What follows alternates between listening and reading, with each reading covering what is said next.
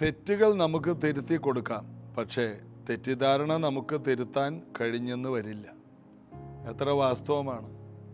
തെറ്റുകൾ തിരുത്താൻ ഒരു പരിധിവരെ കഴിയും, എന്നാൽ തെറ്റിദ്ധാരണ മാറ്റിയെടുക്കാൻ ഭയങ്കര ബുദ്ധിമുട്ടാണ്.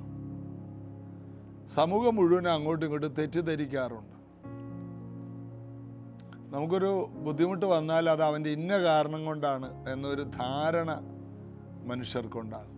എൻ്റെ അപ്പനോട് ഞാനൊക്കെ വിശ്വാസത്തിൽ വന്നു, എൻ്റെ സഹോദരിമാരൊക്കെ ഈ പ്രാർത്ഥനയിലോട്ട് വന്നപ്പോൾ സാധാരണ നാട്ടിൽ പറയുന്നൊരു കാര്യമുണ്ടല്ലോ, ഇവർക്ക് അമേരിക്കയിൽ നിന്ന് പൈസ കിട്ടുന്നുണ്ട്. അപ്പോൾ 30 വർഷങ്ങൾക്ക് മുമ്പാണ്.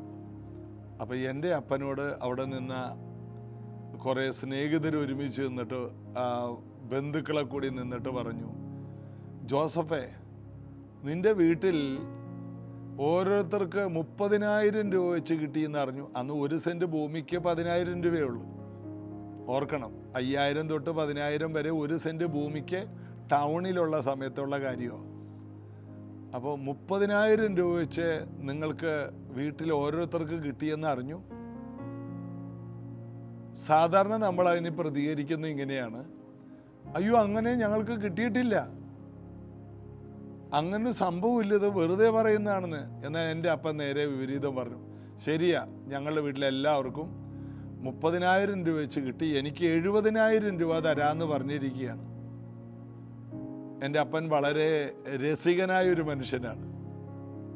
അദ്ദേഹം വിശ്വാസത്തിലല്ല, അദ്ദേഹത്തോടാണ് എല്ലാവരും ചോദിക്കുന്നത്. അപ്പം എൻ്റെ അപ്പൻ പറഞ്ഞു, എനിക്ക് 70,000 രൂപ തരാമെന്ന് പറഞ്ഞു. അപ്പോഴും അവിടെ നിൽക്കുന്നവർ പറഞ്ഞു, ചുമ്മാ ജോസഫേ, ഞങ്ങളൊരു തമാശ പറഞ്ഞാണ്. ഇത്രയേ ഉള്ളൂ തെറ്റിദ്ധാരണ. തെറ്റിദ്ധാരണയെന്ന് പറഞ്ഞാൽ നമ്മളെ ഒന്ന് വിഷമിപ്പിക്കുക, നമ്മളെ ഒന്ന് അസ്വസ്ഥപ്പെടുത്തുക. അതിനുവേണ്ടി പിശാചി ഇടുന്ന ഒരു സാധനമാണ്. ഇതിനെ നമ്മൾ നിസ്സാരമായിട്ട് കൈകാര്യം ചെയ്താൽ മതി. അതിനെ ചിരിച്ചു തള്ളുക. ഒരിക്കലൊരു ദൈവദാസൻ പറഞ്ഞു, ഇങ്ങനെയുള്ള വിഷയമൊക്കെ ചിരിച്ചു തള്ളുക. തെറ്റിദ്ധാരണയെ തിരുത്താൻ പാടാണ്. നമ്മൾ പലപ്പോഴും തെറ്റിദ്ധാരണയെ തിരുത്താൻ അവരുടെ പുറകെ നടക്കുകയാണ്. ഇതിൻ്റെ ഒരാവശ്യമില്ല. ആ ധാരണ തിരുത്തിയാലും അടുത്ത തെറ്റിദ്ധാരണ വരും. അപ്പോൾ അതുകൊണ്ട് നമുക്ക് മറ്റുള്ളവരുടെ തെറ്റുകൾ ഒത്തിരി തിരുത്താൻ കഴിയും, അതാണ് ദൈവവചനം. എന്നാൽ തെറ്റിദ്ധാരണയെ തിരുത്താൻ കഴിഞ്ഞില്ലെങ്കിലും നാം ക്ഷീണിക്കേണ്ട. നമുക്കെതിരെ സകല തിന്മകളും ആൾക്കാർ കളവായി പറയും. അതിനെ ഒന്നും ഓർത്ത് നമ്മൾ ഭാരപ്പെടേണ്ട. യേശു അത് നമ്മളെ പഠിപ്പിച്ചതാണ്. അതുകൊണ്ട് അതിൻ്റെ പുറകെ പോകാതെ കർത്താവിൽ ആശ്രയിച്ച് എല്ലാ സീസണിലും സന്തോഷിപ്പാൻ, എല്ലാ ദിവസവും ചിരിക്കാൻ കർത്താവ് നമുക്ക് കൃപ തരട്ടെ. ചേർന്ന് പാടി യേശുവിനെ ആരാധിക്കാം. ക്രൂശിതനേ, മഹോന്നതനേ, നിത്യനായോനേ, ഞാൻ നമിക്കുമേ. ഞാനാകുന്നവൻ, ഞാനാകുന്നവനെ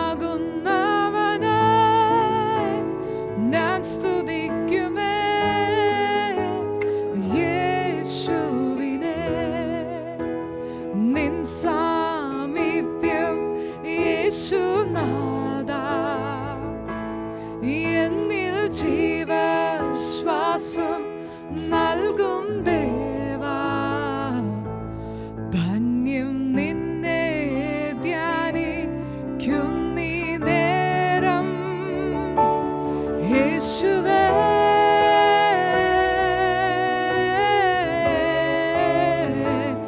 നായക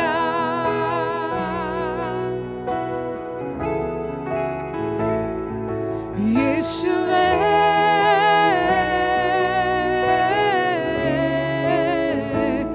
നായക.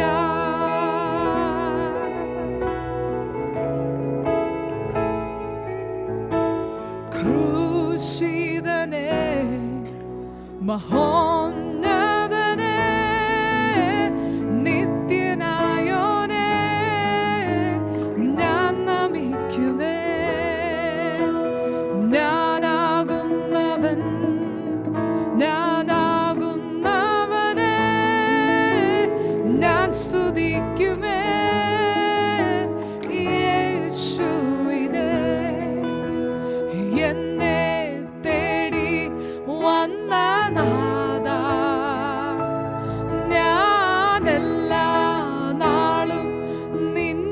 വാഴ്ത്തും. എന്റെ ദുഃഖം സർവം മായ്ക്കും ദേവാ യേശുവേ.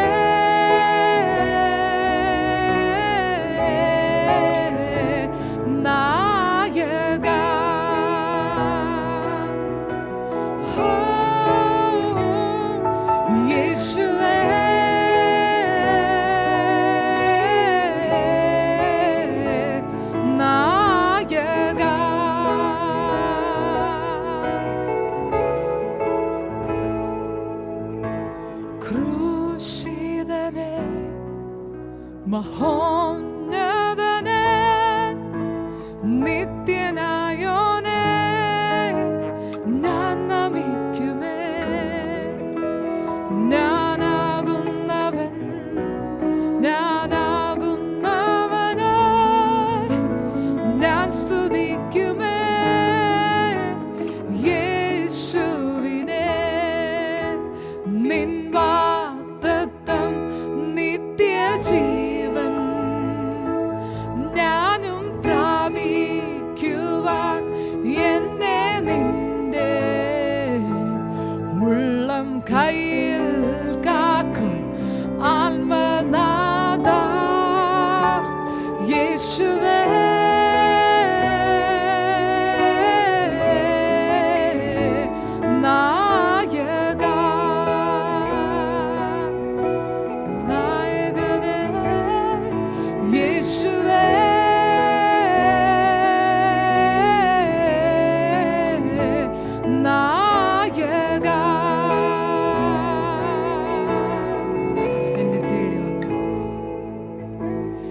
എന്നെ തേടി വന്ന നാഥ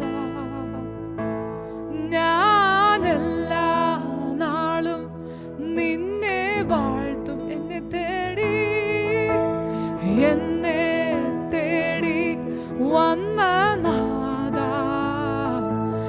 ഞാനെല്ലാ നാളും നിന്നെ വാഴ്ത്തും. എന്റെ ദുഃഖം സർവം മായ്ക്കും ദേവാ യേശുവേ.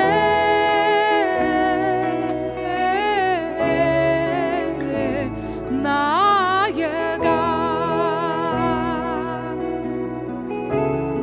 യേശുവേ യേശുവേ.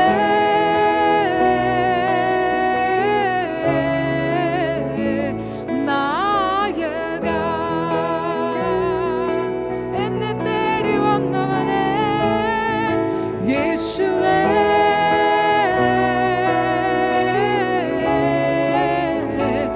നായക വിശ്വാസത്തിന്റെ നായകനേ യേശുവേ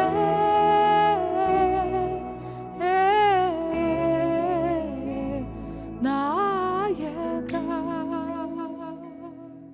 യോഹന്നാന്റെ സുവിശേഷം 16-ാം അധ്യായത്തിൽ 1-ാം വാക്യമാണ് കഴിഞ്ഞ ദിവസം വായിച്ചത്. നിങ്ങൾ ഇടറിപ്പോകാതിരിപ്പാൻ ഞാനിത് നിങ്ങളോട് സംസാരിച്ചിരിക്കുന്നു. യേശു കുറേ കാര്യങ്ങൾ അവരെ പറഞ്ഞു പഠിപ്പിച്ചു. അഡ്വാൻസായിട്ട് പറഞ്ഞു, നിങ്ങൾ ഇടറിപ്പോകാതിരിപ്പാൻ. ഇടറിപ്പോകരുത്, മടുത്തു പോകരുത്, ഭയപ്പെടരുത്. ഇതെല്ലാം യേശു തൻ്റെ ശിഷ്യന്മാരെ പഠിപ്പിച്ചു. ഇടയ്ക്ക് നമുക്ക് മടുപ്പ് വരും. യേശു പറഞ്ഞു മടുത്തു പോകാതെ പ്രാർത്ഥിക്കേണ്ടതിന് അവനൊരു ഉപമ പറഞ്ഞു. ലൂക്കോസ് 18. അപ്പം മടുത്തു പോകാത്ത പ്രാർത്ഥന, പ്രാർത്ഥിക്കേണ്ടതിനുള്ള ഉപമയല്ല, മടുത്തു പോകാത്ത പ്രാർത്ഥന. നമ്മുടെ ജീവിതത്തിൽ മടുപ്പ് വരും. അടുത്തതാണ് ഭയപ്പെടരുത്. യേശു പഠിപ്പിച്ചു. ഭയപ്പെടുത്തുക അത് പിശാചിൻ്റെ തന്ത്രമാണ്. വിശ്വാസത്തിൻ്റെ എതിർ പദമാണ് ഭയം. ഒരു വലിയ റിപ്പോർട്ട് വന്നു, ഡോക്ടർമാർ പറഞ്ഞ റിപ്പോർട്ട്, ഇനി 3 ആഴ്ചയേ ഉള്ളൂ. അവിടെ ഭയപ്പെടുകയല്ല വേണ്ടത്, വിശ്വസിക്കുക മാത്രം ചെയ്യുക. എന്നെ ദൈവം വിളിച്ചത് ഈ റിപ്പോർട്ടോടുകൂടി തീരാനല്ല, ഇതിനേക്കാൾ വലിയൊരു വൈദ്യൻ സ്വർഗത്തിൽ എനിക്കുണ്ട്. ഈ ഒരു ഉറപ്പിൽ, കർത്താവിൽ മാത്രം ഉറച്ച് ജീവിക്കാൻ നമുക്ക് കർത്താവ് കൃപ തരട്ടെ. ധൈര്യപ്പെടുക. ദൈവത്തിൽ ആശ്രയിക്കാനാണ് ഓരോ വിഷയങ്ങളും. പഴയ നിയമത്തിൽ ഒരു രാജാവിൻ്റെ അടുക്കൽ ഒരു പ്രവാചകനെ അയച്ചിട്ട് ആ പ്രവാചകൻ രാജാവിനോട് പറയുന്നുണ്ട്, നിനക്ക് ദീനം വന്നപ്പോൾ നീ വൈദ്യന്മാരിൽ ആശ്രയിച്ചു, യഹോവയിൽ ആശ്രയിച്ചില്ല, അതുകൊണ്ട് നീ മരിച്ചു പോകുന്നു. അപ്പോൾ ഒരു രോഗം വരുന്നത് എന്തിനാ? ദൈവത്തിൽ കൂടുതൽ ആശ്രയിക്കാനാണ്. ഒരു പ്രശ്നം വരുന്നത് എന്തിനാ? ദൈവത്തിൽ കൂടുതൽ ആശ്രയിക്കാനാണ്. അങ്ങനെ വേദപുസ്തകത്തിൽ നീ സത്യങ്ങൾ അറിയണം. കർത്താവിൻ്റെ സാന്നിധ്യം കൂടുതൽ അനുഭവിച്ച് ആ വിഷയത്തെ ഓവർകം ചെയ്യാൻ ദൈവം അനുവദിച്ച എല്ലാ സാഹചര്യങ്ങളെയും നമ്മൾ അതുപോലെ ഉപയോഗിക്കണം. അതുകൊണ്ട് മനുഷ്യനെയോ കുതിരകളെയോ രഥങ്ങളെയോ ഒന്നും ആശ്രയിക്കാതെ ദൈവത്തിൽ ആശ്രയിക്കാൻ ദൈവം നമ്മെ പഠിപ്പിക്കാനാണ് ഓരോ സാഹചര്യങ്ങളും നമുക്കിടുന്നത്. അതുകൊണ്ട് നമ്മുടെ ജീവിതത്തിൽ വരുന്ന ഏത് വിഷയമാണെങ്കിലും നാം കൂടുതൽ ദൈവത്തെ ആശ്രയിക്കണം, കൂടുതൽ കർത്താവിനോട് പറ്റിയിരിക്കുക. അതാണ് 91 സങ്കീർത്തനത്തിൽ പറയുന്നത്, അവൻ എന്നോട് പറ്റിയിരുന്നാൽ ഞാൻ അവനെ വിടുവിക്കും. കഷ്ടകാലത്ത് അവൻ എന്നെ വിളിച്ചപേക്ഷിക്കും, ഞാൻ അവന് ഉത്തരമരുളും. 91 സങ്കീർത്തനം 14, 15, 16 വാക്യങ്ങളൊക്കെയാണ്. കഷ്ടകാലത്ത് കർത്താവ് ഉറപ്പ് പറയുകയാണ്, കഷ്ടകാലം വരുമ്പോൾ അവൾ എന്നോട് കൂടുതൽ അടുക്കും, അവൻ എന്നോട് പറ്റിയിരിക്കും. അതുകൊണ്ട് അവൻ്റെ എല്ലാ പ്രശ്നത്തിൽ നിന്നും അവന് പുറത്തു വരും. ജീവിതത്തിൽ വരുന്ന എല്ലാ ഇടർച്ചകളും, എല്ലാ വേദനകളും, എല്ലാ നിന്ദകളും, എല്ലാ ഒറ്റപ്പെടലുകളും, എല്ലാ രോഗങ്ങളും, എല്ലാ പ്രതികൂലങ്ങളും കൂടുതൽ ദൈവത്തോടടുത്ത് ശക്തരായി തീരാൻ ദൈവം ഒരുക്കി വച്ചിരിക്കുന്ന അവസരങ്ങളാണ്. ഇതൊന്നും ദൈവം അനുവദിക്കുന്നതല്ല, ഇതൊന്നും ദൈവം തരുന്നതല്ല, ദൈവം അവസരങ്ങൾ തരികയാണ് ഇതിനെയെല്ലാം ഓവർകം ചെയ്യാൻ. നമ്മൾ ശക്തരാണെന്നും ഇതിനെ അതിജീവിക്കാൻ കഴിയുമെന്ന് അറിയാവുന്നതുകൊണ്ടാണ് നമുക്കിത് അനുവദിക്കുന്നത്. എന്നാൽ എല്ലാ വിശ്വാസികൾക്കും ദൈവം ഇതുപോലെ ചില പ്രശ്നങ്ങൾ അനുവദിക്കാറില്ല. എന്താണ്? അവർക്ക് അതിനെ അതിജീവിക്കാൻ കഴിയില്ലെന്ന് കർത്താവിന് അറിയാം. അപ്പോൾ അവർ പറയും, ഞങ്ങൾക്കൊരു വിഷയമില്ലല്ലോ. നിങ്ങൾക്കൊരു വിഷയം വന്നാൽ തീർന്നു, കുറഞ്ഞൊന്ന് കഴിഞ്ഞാൽ ദുഷ്ടനില്ലെന്ന്. അപ്പോൾ ദുഷ്ടൻ എന്ന് പറഞ്ഞാൽ ഈവിൾ മാൻ, ദൈവമില്ലാത്തവൻ, ദൈവമായിട്ട് ബന്ധമില്ലാത്തവൻ കുറച്ച് ചെറിയ വിഷയത്തിൽ തീർന്നു പോകും. ചിലർ പറയും ഈ പ്രാർത്ഥനയ്ക്ക് വന്ന ശേഷമാണ് ഏറ്റവും കൂടുതൽ വിഷയം. പ്രാർത്ഥനയിൽ കൂടുതൽ അടുക്കും തോറും വേദനകളാണ്. അങ്ങനെയല്ലത്. ആ വേദനകൾ നമ്മെ പണിതെടുത്ത് കൊള്ളാവുന്നവരാക്കുന്നു. നാളാരോ പറഞ്ഞതുപോലെ നന്നാകാമെന്ന് വിചാരിച്ചപ്പോൾ പെട്ടെന്ന് ആരോ പറഞ്ഞു, ഈ നല്ലവരൊക്കെ വേഗം തട്ടിപ്പോകുന്നു. പിന്നെ ഞാൻ ആ പരിപാടി നിർത്തിയെന്നു, നന്നാകുന്ന പരിപാടി നിർത്തിയെന്നു.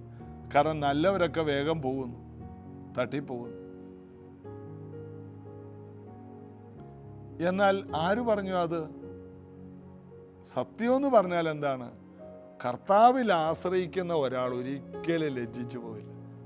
അവർ ആറ്ററമ്പത്ത് നട്ടിരിക്കുന്ന വൃക്ഷം പോലെയാണ്. തക്കകാലത്ത് ഫലം കായ്ക്കും, ഇല വാടാതിരിക്കും, അതിൻ്റെ ഇല പച്ചയായിരിക്കും, അവൻ തൊടുന്നതെല്ലാം സാധിക്കും. ഈ ലോകത്തിൽ നീതിമാനെ കുലുങ്ങിപ്പോകാനുള്ള ഒരവസരവും ദൈവം അനുവദിക്കില്ല. ഈ ഭൂമിയിൽ ദുഷ്ടന്മാർക്കല്ല ജീവിക്കാനുള്ള സാധ്യത. ഈ ഭൂമിയിൽ നീതിമാനെ ദൈവേറ്റവും അധികം ഉയർത്തും. നീതിമാൻ പന പോലെ തഴച്ചു വളരും, അവനെ തകർക്കാൻ ആർക്കും കഴിയില്ല. അപ്പോൾ ഇടർച്ച എന്നുള്ളത് നമ്മളെ തീർത്ത് കളയില്ല. പിശാചിൻ്റെ തന്ത്രമാണ് പേടിപ്പിക്കുക, നിരാശപ്പെടുത്തുക, നിരുത്സാഹപ്പെടുത്തുക, മടിപ്പിക്കുക, ഇടർച്ച വരുത്തുക. ഇവിടെ നമ്മൾ വായിച്ചത് അതാണ്, നിങ്ങൾ ഇടറിപ്പോകാതിരിപ്പാൻ ഞാൻ ഇത് നിങ്ങളോട് സംസാരിച്ചിരിക്കുന്നു. 2-ാം വാക്യം 16:2, അവർ നിങ്ങളെ പള്ളിഭ്രഷ്ടരാക്കും. അത്രയുമല്ല, നിങ്ങളെ കൊല്ലുന്നവരെല്ലാം ദൈവത്തിന് വഴിപാട് കഴിക്കുന്നു എന്ന് വിചാരിക്കുന്ന നാഴിക വരും. യേശുവിനെ ക്രൂശിക്കുമ്പോൾ അവർ ആത്മാർത്ഥമായിട്ട് ക്രൂശിക്കുകയാണ് പാവങ്ങൾ. എന്താണ് ഇത്? ദൈവത്തിന് വഴിപാട് പോലെ, ദൈവത്തിൻ്റെ യാഗമായിട്ടാണ് അവർ കൂട്ടിയത്. നമ്മളെല്ലാവരും കൂടി ഈ യേശുവിനെ ക്രൂശിക്കുമ്പോൾ യേശു എന്ന ഒരുവൻ കാരണം ഈ ഇസ്രായേൽ മക്കൾ നശിച്ചു പോകുന്നുണ്ട് എന്ന് പറഞ്ഞുകൊണ്ട് ഇവനെ ഇല്ലാണ്ടാക്കിയാൽ അതോടുകൂടി ഇസ്രായേലിൽ വലിയ ശാപം മാറിപ്പോകുന്ന അവർ വിചാരിച്ചത്. വാസ്തവമാണ്, ഇസ്രായേലിലെ ശാപം മാറാൻ വേണ്ടിയാണ് യേശു ക്രൂശിൽ മരിച്ചത്. ഇവർ ചെയ്തതും ദൈവം നന്മയാക്കി. അതാണ് മരത്തിൽ തൂങ്ങുന്ന ഏവനും ശപിക്കപ്പെട്ടവനെന്ന് എഴുതിയിരിക്കുന്നത് പോലെ ക്രിസ്തു നമുക്ക് വേണ്ടി ശാപമായി തീർന്നു. ന്യായപ്രമാണത്തിൻ്റെ ശാപത്തിൽ നിന്ന് അവൻ നമ്മെ വിലയ്ക്ക് വാങ്ങി. ഗലാത്യർ 3:13. 14 വാക്യം എന്താണ്? അബ്രഹാമിൻ്റെ അനുഗ്രഹം ക്രിസ്തുവേശുവിൽ ജാതികൾക്ക് വരുന്നു. അപ്പോൾ അനുഗ്രഹങ്ങളിലേക്ക് നമ്മൾ വരാൻ യേശുവിനെ അവർ ക്രൂശിച്ചു. യേശുവിനെ ക്രൂശിച്ചവർ വിചാരിച്ചത് ദൈവത്തിന് വഴിപാട് കഴിക്കുന്നു എന്നാണ്. ഈ ഒരു തെറ്റിദ്ധാരണ പിശാച് മനുഷ്യൻ്റെ ഇടയിൽ കുത്തിത്തിരികുന്ന. ഒരിക്കൽ പൗലോസിനെതിരെ ഒരു 10-40 പേര് തീരുമാനമെടുത്തു, അവനെ കൊല്ലാതെ ഞങ്ങളൊന്നും തിന്നുകയോ കുടിക്കുകയില്ലെന്ന് ശപഥം ചെയ്തു. ശപഥമൊന്നും നടന്നുമില്ല. അവന്മാർക്ക് പൗലോസിനെ ആ സമയത്ത് കൊല്ലാനൊന്നും പറ്റില്ല. കാരണം പൗലോസിൻ്റെ ഒത്തിരി വേല തികക്കാനുണ്ട്. നല്ല പോർ പൊരുതി ഓട്ടം തികച്ച് വിശ്വാസം കാത്ത് വേല തികയ്ക്കാതെ പൗലോസിന് ഒരു ദിവസം മുമ്പ് പോകാൻ പറ്റില്ല. സമയമായ പിന്നെ ആർക്കായാലും പോയാൽ പോരെ. പോകാൻ എന്തെങ്കിലും ഒരു മരണം വേണം, അത്രയേ ഉള്ളൂ. അത് നെഞ്ചുവേദനയായിരിക്കും, അത് അറ്റാക്ക്, അല്ലെങ്കിൽ ഉറക്കത്തിലായിരിക്കും, അല്ലെങ്കിൽ ഒരു അപകടമായിരിക്കും, അല്ലെങ്കിൽ ഒരു ഒരു ഒരു ഒരു കൊലപാതകമായിരിക്കും. എങ്ങനെയാണെങ്കിലും മരണമെന്ന് പറഞ്ഞാൽ ടക്കെന്ന് നടക്കുന്ന ഒരു കാര്യമാണ്. എന്നാൽ അതിനു മുമ്പ് ദൈവത്തിൻ്റെ വേല തികക്കാതെ ഒരാളെ ഈ ഭൂമിയിൽ നിന്ന് ദൈവം വിളിക്കില്ല. രക്ഷിക്കപ്പെട്ട ഒരു ദൈവ പൈതൽ അറിയണം, നമ്മുടെ വേല തീരാതെ നമ്മെ ഒരു ദിവസം നേരത്തെ ദൈവം കൊണ്ടുപോകില്ല. നമ്മെ ഏൽപ്പിച്ച ദൗത്യം മുഴുവനും, നമ്മോടുള്ള വാഗ്ദത്തങ്ങൾ മുഴുവനും ദൈവത്തിന് പാലിച്ചേ മതിയാകും. അപ്പോൾ അവർ നിങ്ങളെ പള്ളി ഭ്രഷ്ടരാക്കും, പള്ളിയിൽ നിന്ന് പുറത്താക്കുക. അത്രയുമല്ല, നിങ്ങളെ കൊല്ലുന്നവനെല്ലാം ദൈവത്തിന് വഴിപാട് കഴിക്കുന്നു എന്ന് വിചാരിക്കുന്ന നാഴിക വരുന്നു. ഇന്ന് പലരും ദൈവസഭയെ ഉപദ്രവിക്കുമ്പോൾ അവർ നല്ല കാര്യമാണ് ചെയ്യുന്നതെന്നാണ് അവർ പഠിച്ചു വച്ചിരിക്കുന്നത്. നല്ല കാര്യമാണ്, ഇവരെ ഉപദ്രവിക്കണം, ഇവരൊരു ബാധയാണ്, ഇവരെ ഉപദ്രവിക്കുന്നത് നല്ല കാര്യമാണ് എന്നുള്ളൊരു തെറ്റിദ്ധാരണ പിശാച് അവരുടെ ഉള്ളിൽ തിരികെ കയറ്റിയതാണ്. യഹൂദനെ കൊന്നാൽ ദൈവത്തിന് പ്രസാദമാണെന്ന് ഹിറ്റ്ലറിൻ്റെ തലയിൽ തലതിരിഞ്ഞാണ് കയറിയത്. അപ്പോൾ ഹിറ്റ്ലർ 6 ലക്ഷത്തോളം യഹൂദന്മാരെ കൊന്നു, ഗ്യാസ് ചേമ്പറിലൂടെ കയറ്റി വിട്ടു. എന്നിട്ട് അതായത് ഒരു ക്യാരറ്റ് ജ്യൂസറിലൂടെ കയറ്റുമ്പോൾ അതിൻ്റെ ജ്യൂസ് ഇപ്പുറത്തും വരും, പിശട് അപ്പുറത്തും പോകുന്നത് പോലെ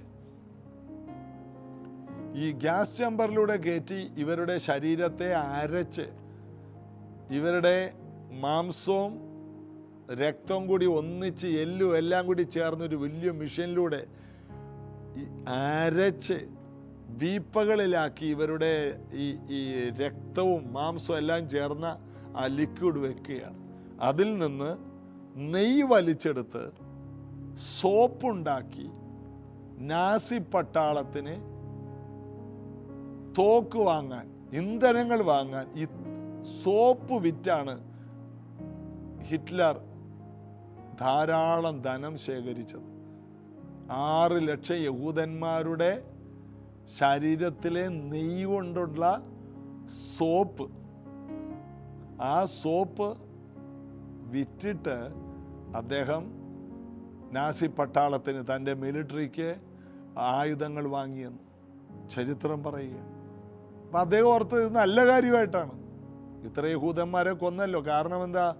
യഹൂദന്മാരല്ലേ യേശുവിനെ ക്രൂശിച്ചത്, ആ പേരും പറഞ്ഞാണ്. എന്നിട്ട് ഇങ്ങനെ യേശുവിനെ സ്വീകരിച്ചോ? ഇല്ല. യേശുവിനോട് സ്നേഹം കൊണ്ടാണോ? അല്ല. അപ്പം ഇതെല്ലാം പിശാചിൻ്റെ ഒരു തന്ത്രമാണ്. മറ്റൊരാളെ ഉപദ്രവിക്കുമ്പോൾ അത് ദൈവത്തിന് പ്രസാദമാണെന്നുള്ളൊരു തെറ്റായ ധാരണ ആരുടെയെങ്കിലും അകത്തുണ്ടെങ്കിൽ അത് ശാപമാണ്, അതൊരു പൈശാചികമാണ്. മറ്റുള്ള അഭിഷിക്തന്മാർക്കെതിരെ പറയുന്നത്, ദൈവവേലക്കെതിരെ പറയുന്നത്, സഭയ്ക്കെതിരെ പറയുന്നത് നല്ലതായിട്ടും അത് ദൈവത്തിന് പ്രസാദമായിട്ട് തോന്നുന്നുണ്ടെങ്കിൽ അത് അപകടമാണ്. ഇന്ന് നിർത്തിയേക്കണം. ആരെക്കുറിച്ചും വീണവരെക്കുറിച്ചും എഴുന്നേറ്റവരെക്കുറിച്ചും നമുക്ക് പറയാനുള്ള റൈറ്റ് ഇല്ല. എല്ലാവരെയും ഓർത്ത് സ്തോത്രം ചെയ്യണം. കർത്താവേ, എല്ലാറ്റിനായിട്ട് നന്ദി. നമ്മൾ വീണില്ല, നിലനിൽക്കുന്നു. കർത്താവേ, അതിനായിട്ട് സ്തോത്രം. നന്ദി പറയണം. ആരെക്കുറിച്ചും മോശമായി ചിത്രീകരണങ്ങൾ കൊണ്ടുവരരുത്. അത് ദൈവത്തിന് പ്രസാദ വഴിപാടാണെന്നും വലിയ ആരാധനയാണെന്നുള്ള തെറ്റിദ്ധാരണ പാടില്ല. ഈ സത്യങ്ങൾ ഈ ദിവസങ്ങളിൽ അറിഞ്ഞ് നമ്മുടെ ജീവിതത്തെ ബലപ്പെടുത്താൻ കർത്താവ് കൃപ തരട്ടെ. നമുക്ക് ഒരുമിച്ച് പ്രാർത്ഥിക്കാം. യേശുവേ, ഈ സത്യത്തിൽ ഞങ്ങൾക്ക് ജീവിക്കാൻ കൃപ നൽകണം. ആരെക്കുറിച്ചും ഒരു തെറ്റായ കാര്യങ്ങൾ ചെയ്ത് അത് നല്ലതാണ്, ദൈവത്തിന് പ്രസാദമാണ്, ദൈവത്തിന് വഴിപാടായി എന്ന് വിചാരിക്കുന്ന എല്ലാ അന്ധതകളിൽ നിന്നും സഭയെ വിടുവിക്കണം. സ്വയം നീതിക്കാർ അതിൽ നിന്ന് തിരിഞ്ഞു വരട്ടെ. അവർ പരിശുദ്ധാത്മാവിനെ പ്രാപിച്ച് അസാധാരണമായിട്ട് ദൈവത്താൽ ഉപയോഗിക്കപ്പെടട്ടെ. ഈ വചനങ്ങൾ അനേക കുടുംബങ്ങൾക്ക് വിടുതലാകട്ടെ. സൗഖ്യവും വിടുതലും കുടുംബങ്ങളിലേക്ക് ഇറങ്ങി വരട്ടെ. യേശുവിൻ നാമത്തിൽ ആമേൻ. കർത്താവിൽ നമുക്ക് ആശ്രയിക്കാം. കർത്താവിൽ നമുക്ക് ബലപ്പെടാം. നാളെ ഇതേ സമയത്ത് ഒരുമിച്ച് കാണാൻ യേശു നമുക്ക് കൃപ തരട്ടെ. ആമേൻ.